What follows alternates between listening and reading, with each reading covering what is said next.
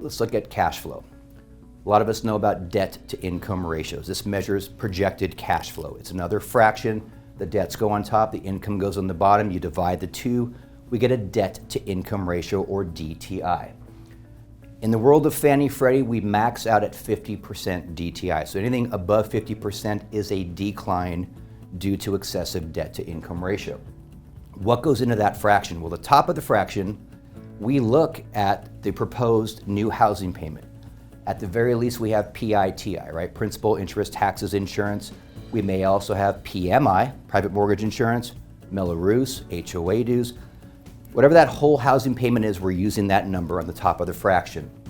We pull credit. What do we see on the credit report? Minimum payments due for credit cards, auto loans, and/or student loans.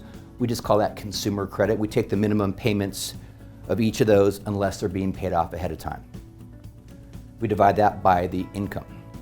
Now you see in red font here, I've accounted for what happens when divorce is present.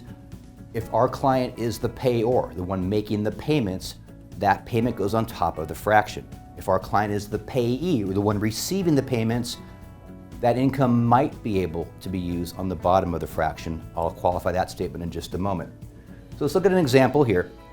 For easy math, the client makes $10,000 a month.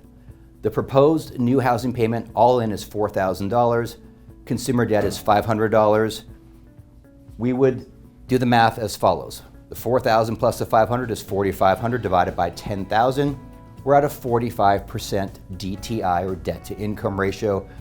All things being equal, we have an approval now based on DTI. Now let's bring in divorce. If our client has to pay $2,000 a month, all the other numbers are the same here. We now take the $4,000 housing payment, the $500 of consumer payments, now the $2,000 support payment. We're at $6,500 divided by the $10,000.